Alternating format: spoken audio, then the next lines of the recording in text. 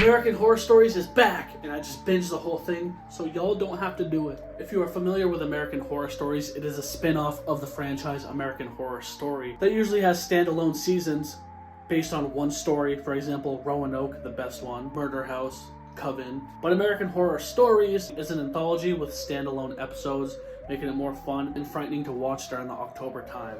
What up, y'all? Welcome back to Fandom of the Indie Review. I am your host, the Thing Under the Bed, Dill. We are on the cusp of 4,000 subscribers by Halloween time. Here at Drip Fed Dread, we are a community, and we love to talk and hang out. We're friends around here. So if you want to be involved in a community that talks horror and spooky stuff all the time, I suggest you should subscribe, because we always at it. And if you want to rob a bank that is owned by a family of leprechauns, come hang out with me.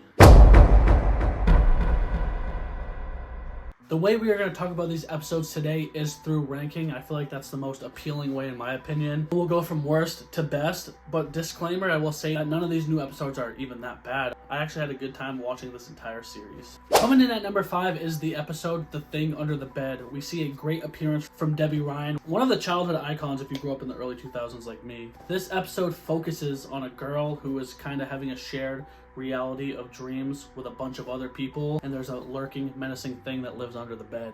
This one has the shortest runtime of the entire series. It's like a 30-minute episode. I don't know why they didn't fill out the runtime. That didn't really make much sense to me, especially when this one had the most characters in it and the most plot behind it. And it did have one of the more basic stories. A lot of them follow kind of cliche themes. This one's about a monster under the bed. Reminds me of that early 2000s movie that terrified me as a child, just less scary, coincidentally enough. It's very convoluted in plot. Like I said, there's a very little runtime, but so many characters and so many ideas that they should have made this the longest episode. Don't get me wrong, one of the highlights was Debbie Ryan starring in this episode. She killed it.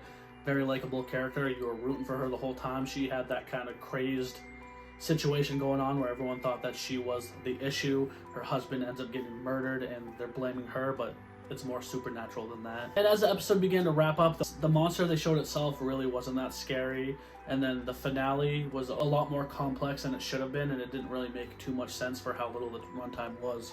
And that's the reason why I had to give it the lowest ranking, which is still a 3 out of 5, which is pretty good because I feel like they bit off more than they could chew. They had a great idea, though it was generic.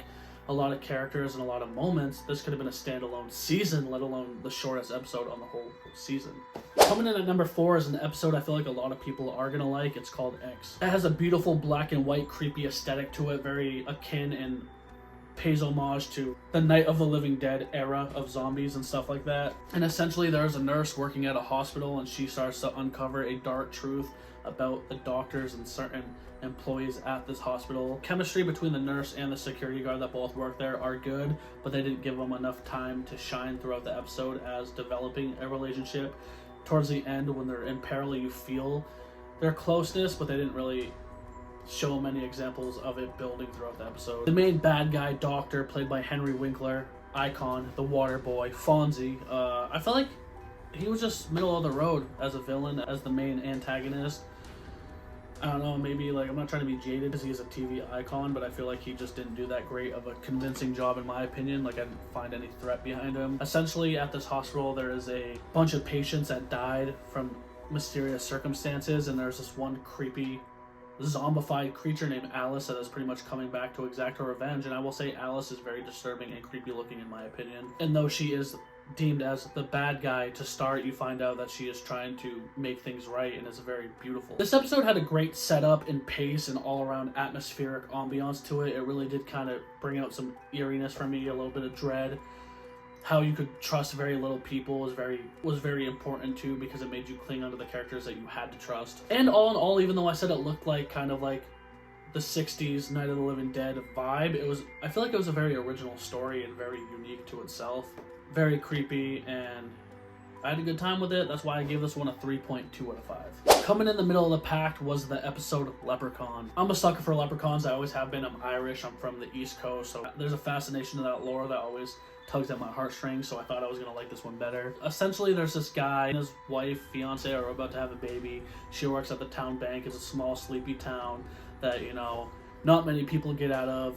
Very secluded, its own little world, even though it's a hole in the wall, not that important to the rest of society, and they're trying to make the best means they can for their daughter.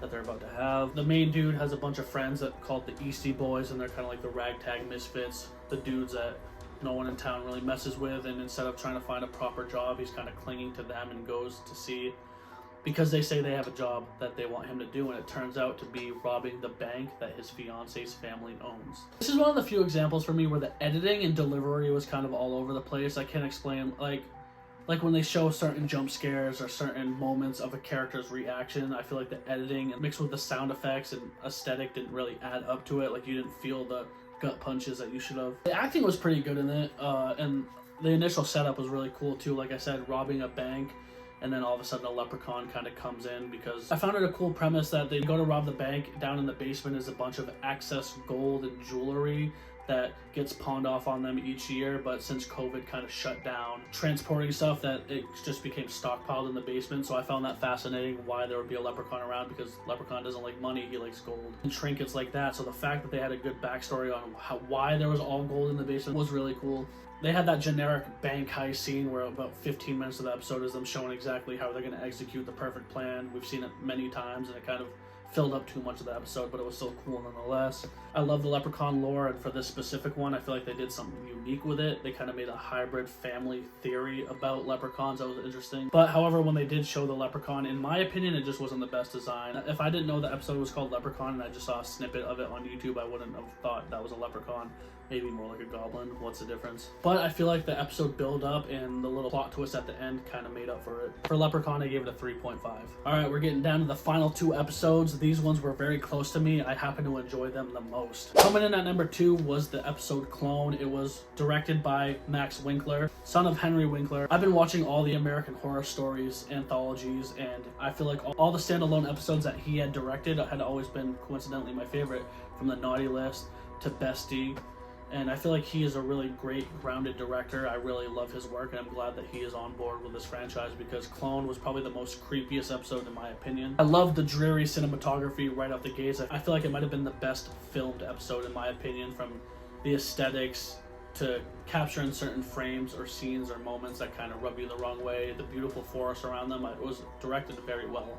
This one does kind of have another generic plot that deals with clones, AI clones. This super rich man and his fiance boyfriend we get an opening scene where they show the love and bond that they have with each other, and the next day the old man, who's very rich and wealthy, has a stroke, and it is revealed to the protagonist, his lover, that while he's in a coma, they're gonna give his fiance a clone version of him to kind of get by.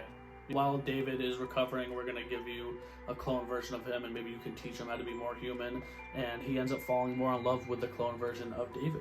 The subtleties from the clone David and the real David too, is very good. It's very uncanny and eerie, because it's not like a robot that they use to film. I think they just use the actor in both roles, but the slight mannerisms and the slight editing choices was very fascinating, and you could see the difference even when they were side by side. I feel like the episode was kind of fast paced, but with a 45-minute episode it's gotta be, but I feel like they really did the best they could with the runtime. And it builds up to have a very tragic ending in my opinion, but then it hits you with one last little scene that is very dark, disturbing, and funny.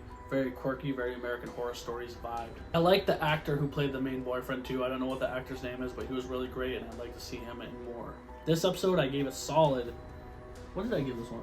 I give this one a solid 4 out of 5. I thought it was very good. And then the best episode on the list to me, rating-wise, would have to be Backrooms. It might be the most scariest one in my opinion. I mean, the ideas of backrooms and what they call liminal space has always been terrifying to me. It starts off with a great captivating scene too of a writer at home writing a script, and you see his friend comes to visit him, and long story short, the writer's son is missing, and you start to sympathize and feel bad for him because his son is all of a sudden up and disappeared. And the main actor who plays the dad, he pretty much is grieving his son's loss, and I feel like the script writing and the communication between his grief and anger and frustrating is very beautiful, telling his best friend, like, you don't know what it's like to lose your son. And it's a very tense, emotional scene. It makes you really invest in this character and if he's going to find his son. I like this one a lot too, because when it deals with the backrooms and the other side of reality, it has very creepy imagery, very disturbing, very bone-chilling. You watch it and you feel kind of discomfort seeing it. And I like it too because the reasoning behind the backrooms, the certain people that see it, is a disconnect from their reality, but it's also about morality too. So It's grounded in a way where you're freaked out, but they give you an ultimatum of how you can solve it and come back to reality and be normal. It's not one of those creepy, unhinged endings where you're screwed no matter what. It kind of focuses on the morality of a character and the decisions they decide to make. And being the first episode with the huge plot twist at the end kind of dropped my jaw.